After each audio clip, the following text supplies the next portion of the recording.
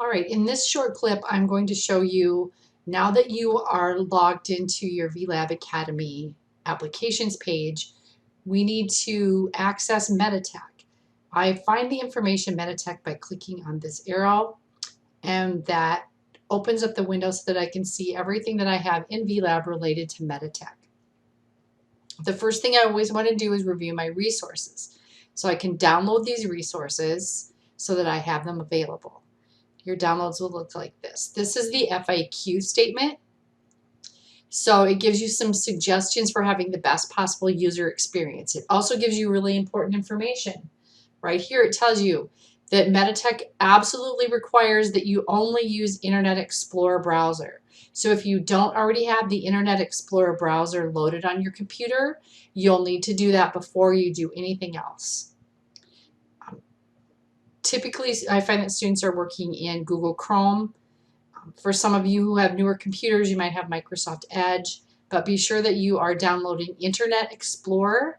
There's no charge, and it's fine for your computer. It's not going to hurt anything, but you have to do this to be able to use Meditech and complete the exercises. We're going to download the Citrix receiver. That is something that you would install on your computer.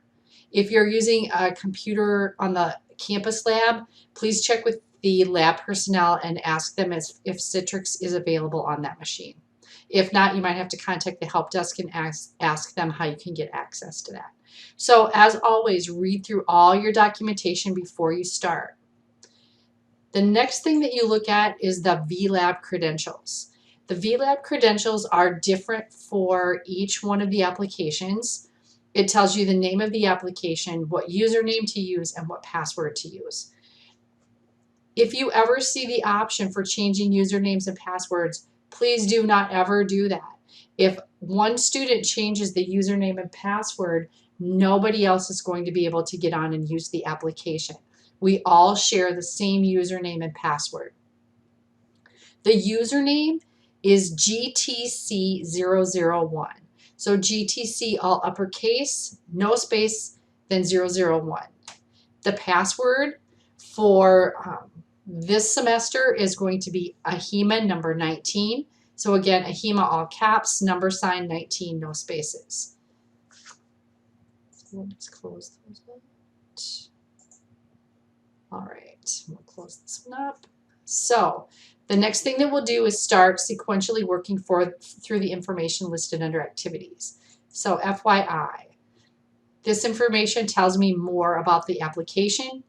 Again, read through it carefully before you move on to the next item. Close using the red X up here. The next item is account access and login.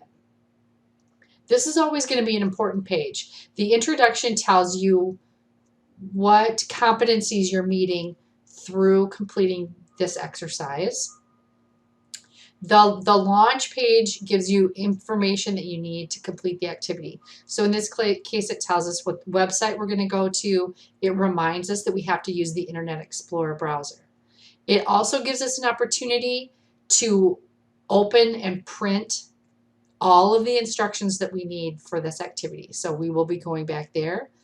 At the end of the activity, there are 5 questions that you have to answer. Even though a passing score, they listed as 70%, whatever you score on your first attempt is the score that will go in gradebook.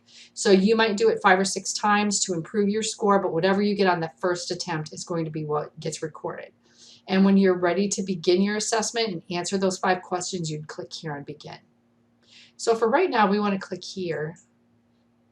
All right, so this tells me that there are 10 pages of instructions. I, again, strongly suggest that you print these out and have them in front of you because there are lots and lots of very detailed steps here. And if you just keep a document open, you're going to be trying to go back and forth, and it just gets really, really confusing. So again, read through all 10 pages of this documentation before you move on and do the next step. So we'll stop here, and the next step will be, the next video will be installing that Citrix receiver.